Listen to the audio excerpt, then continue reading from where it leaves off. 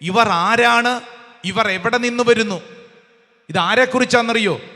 ഞെരുക്കത്തിലൂടെ കടന്നു പോകുന്ന, വിഷമങ്ങളിലൂടെയും കണ്ണുനീരിലൂടെയും ഒരു മനുഷ്യനോട് പോലും പറയാൻ പറ്റാത്ത വണ്ണം അത്രമേൽ വലിയ സങ്കടത്തിലും കഴിയുന്നവര്.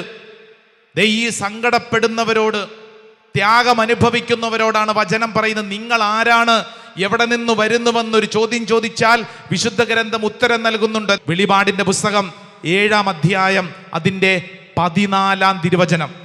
ഞാൻ മറുപടി പറഞ്ഞു, പ്രഭോ അങ്ങയ്ക്കറിയാമല്ലോ. അപ്പോൾ അവൻ പറഞ്ഞു, ഇവരാണ് വലിയ ഞെരുക്കത്തിൽ നിന്ന് വന്നവർ എന്ന് പറഞ്ഞു കഴിഞ്ഞാൽ, നിന്റെ ഞെരുക്കം അത് വിശുദ്ധി, നിന്റെ ഞെരുക്കം സമാധാനം, നിന്റെ ഞെരുക്കം നിനക്കൊരു സ്ഥാനം നൽകുകയാണ്, സ്വർഗത്തോളം ഉയർത്തുന്ന ഒരു സ്ഥാനം. ആമേൻ.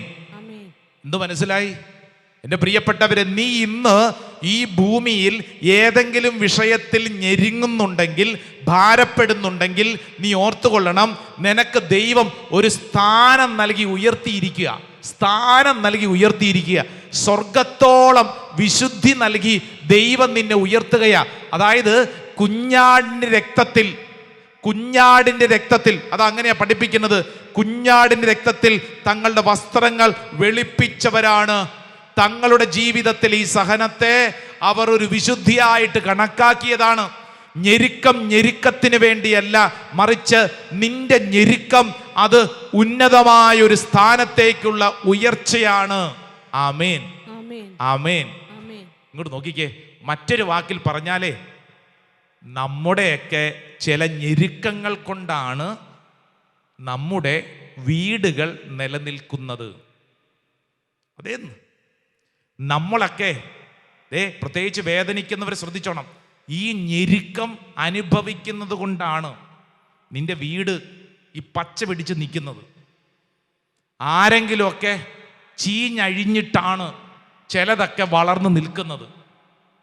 നിന്റെ വീട്ടിൽ നീ ഓർത്തുകൊള്ളണം, കരയാനും പ്രാർത്ഥിക്കാനും ആരൊക്കെ ഉള്ളത് കൊണ്ടാണ് ആ കുടുംബം ഇങ്ങനെ നിൽക്കുന്നത്. ഇല്ലെങ്കിൽ അങ്ങനെ നിൽക്കത്തില്ലെന്ന്.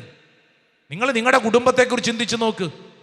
ആരൊക്കെയോ നിനക്ക് വേണ്ടി കരഞ്ഞതും പ്രാർത്ഥിച്ചതും തമ്പുരാന്റെ മുമ്പിൽ നിലവിളിച്ചത് കൊണ്ടല്ലേ നിന്റെ വീട് നിലനിൽക്കുന്നത്. അങ്ങനെ ഈ ഞെരുങ്ങുന്നവർ ഓർത്തുകൊള്ളണം, ഈ ഞെരുക്കം വെറുതെ പോകത്തില്ല. ഇതൊരു സ്വർഗത്തോളം ഉയർത്തുന്ന ഒരു സ്ഥാനം നൽകുകയാണ്. നിന്റെ ഞെരുക്കത്തിനൊരു ഐഡന്റിറ്റി ഉണ്ടെന്ന് കൃത്യമായി വചനം നിന്നെ പഠിപ്പിക്കുകയാണ്. ഹല്ലേലൂയ.